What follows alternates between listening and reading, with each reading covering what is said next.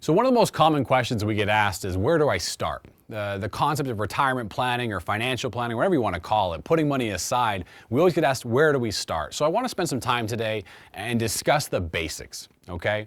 What we see in a good financial plan or a good steady program has to do with three concepts. Number one, protection. And we call that the foundational aspect of our plan. Number two, we focus on savings. And then the third one, the highest tier, is what we call growth. Protection, savings, and growth. And people oftentimes are a little bit confused on where they want to focus. And what we typically see is everyone wants to start with growth because, hey, it's just the sexiest.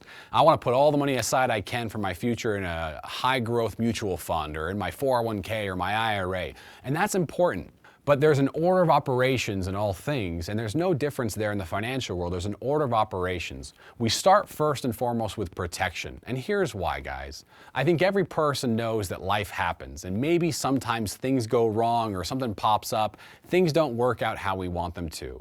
And so we have things in place to give us protection. For example, our insurances, health, life, auto, homeowners, all these different things, these insurances, we have them so if something goes wrong and tries to take away something of ours that we couldn't replace on our own, those protection pieces give us the safety net, if you will, to continue on with our plan.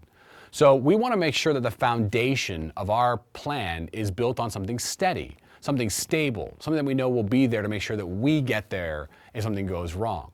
Oftentimes we look at young couples who get married, and one of the first things that they try and do is to start putting some money aside for maybe a home or putting aside for a future with a retirement plan, a 401k, an IRA, things of that nature. And one of the most common things we see is they overlook, what if something happens to me or my spouse and I never get to that point?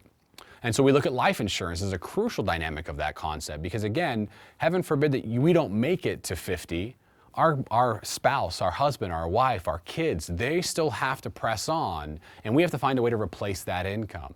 So we want to make sure that when we're building a financial plan, we have our protection pieces locked in. And I always use the analogy with my clients. I say, hey, if we have a bucket and we're going to stuff a whole bunch of money inside that bucket, can we make sure there's no holes in it first? Can we make sure that we build it in a way that makes sure that every dollar we're putting in there stays in there and there's no eroding factors from outside sources that could take it away from us? Once we have that protection piece locked in, we can also look at savings. We want to have emergency funds, a rainy day fund, if you will. Maybe it's a 1 month of expenses, maybe it's 3 months of expenses, maybe it's 6 months of expenses. But again, life happens. The water heater goes out, the car needs repairs, we need to replace an appliance in the home. So we need to have money put aside that we can get to in a quick situation, maybe what I would call 5-minute money, and we can access that without penalties. So maybe outside of our 401k, and that's our savings.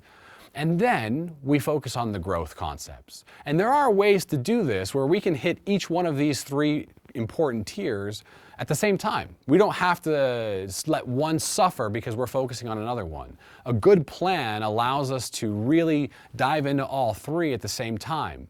But what we want to make sure we're not doing is putting our current situation at risk because we're so focused on the future. And we see this all the time with clients where maybe they are aggressively paying down debt, which is a fantastic thing to do, but they're doing it at the expense of building up their savings accounts.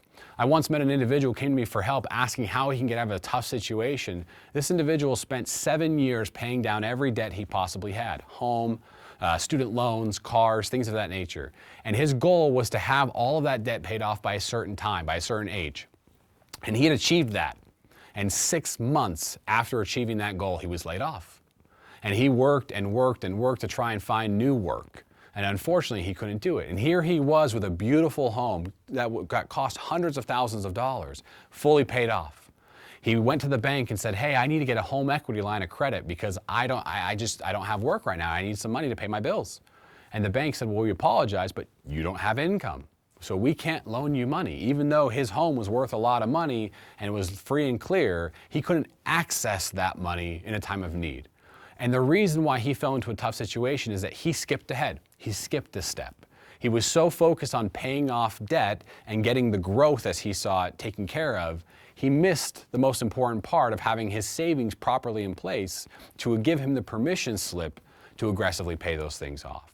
So when we talk to a client about building a good plan, we want to focus on protection first and foremost, because we want to know that, heaven forbid, you don't get to the end of your plan, it still works out for those you love and you leave behind.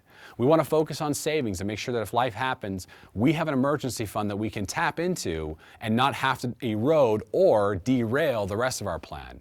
And then afterwards, finally, we want to focus on growth, because we know that we need to put things aside for our future and really build them up.